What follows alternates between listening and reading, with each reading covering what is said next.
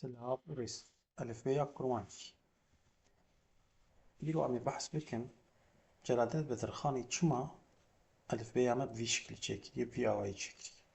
Yani Celadet Bedirxanî çima biryar daye ku van tîpan bi vî awayî bikarbîne ne awayekî din li gorî çi. Li gorî Celadet Bedirxan bi xwe dibêje alfabeyê li ser dora şeş bingehan çêkiriye. Bingehê yekê di bingehê yekê de dibêje ku wî xwe nêzîkî elifbeya Tirkî kiriye û xwe jê dûr nexistiye ji bo ku Kurdên welatê jorîn ew nabêje Kurdê nabêje ser xet an bakur li cîna dibêje navên din bikartîne yani ew dibêje ji bo Kurdên welatê jorîn ku bi alfabeya Tirkî zanin bikarin hêsantir hînî Kurdî bibin. Bingeha duyem dibêje ku divê ji dengê wan ên resen ên latînî neyên bidûrxistin. Yani dibêje hem xwe nêzîkî Tirkî kiriye lê min xwe ji dengê resen ê latînî jî bi dûr nexistiye. Bingeha sêyem divê tîpên hevdûdanî wek şeya îngilîzî dibêje SH, CH bikar neyn. Wî biryar daye ku tîpên hevdûdanî bikar neyn. Yani xwestî ku her dengek bi fonetîk bî yani her dengek bi tîpekê bê nimandin bê temsîl kirin. Her wiha dibêje me dikarî dengê xê bi C, C yani C'ya îngilîzî, C'ya Kurdî û yê Ç jî yê Ç jî bi awayekî din binivîsiye. Tîpên asayî yên latînî nêzîkî yên din hiştine da ku Kurd bikarin hêsantir zimanên dinî jî bixwînin. Yani wî xwestî ku Kurd dûrî zimanên biyanî jî nekevin. Dibêjim Enê ev fikram dibêjim belkî sedem ji ev bû ku K û Q paşê guherat ji ber pêşî K û Q berova jî rewja niha çêkiribû. Hewl daye ku her dengekî bi yek tîpê nîşan bide lê her wiha dibêje ku hewl yani xwestî ku her tîpekê bi yek dengî wek min got bide lê ew hewl di cîna de helbet ti ziman bi sedî sedî fonetîk tune. Kumik navê wê kiriye bilindek.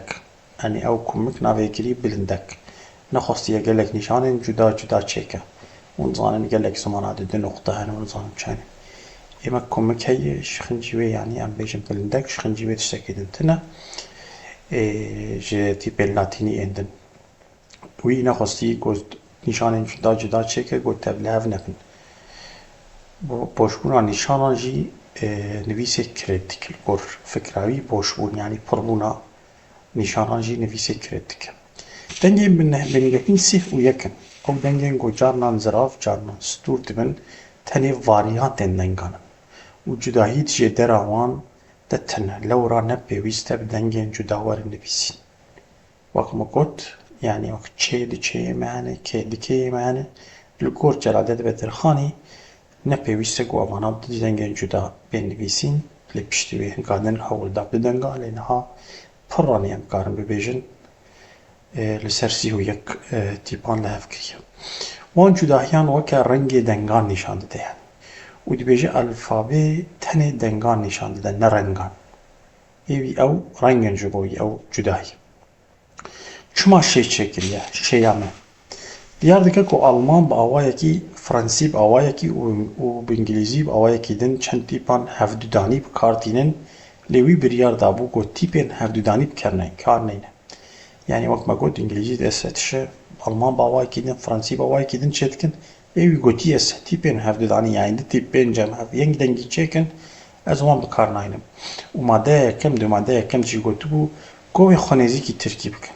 Ji ber ev her du ji ber van her du tiştan goya din jî ev dengaya nêzîkî dengê sêyê ye. û gelên wek Yunanî ku şê di zimanê wan de tune şê wek sê dibêjin. Celadet û xasî bi zimana zanî. Yani digot mesela kesên ku nikarin min şê di zimanê wan tune şêyê wek sê dibêjin. Ji ber wê şê nêzîkî sê ye. û narîbû gotibû em ê zimanê xwe nêzîkî zimanê Tirkî bikin ji bo Kurdên ku li wê derê bi zimanê Tirkî zanin karibin bi hêsanî zimanên Kurdî ji zimanê Kurdî jî bixwînin. û gotibû ez tîpê hevdûdanî yani sîstemek wî hebû, sîstemek wînî hevgirtî hebû. û her wiha ev tîp di zimanê romanî de jî hebû. Yani şixincî Tirkî ev tîp di zimanekî din de jî hebû, zimanê Romanyayê de hebû.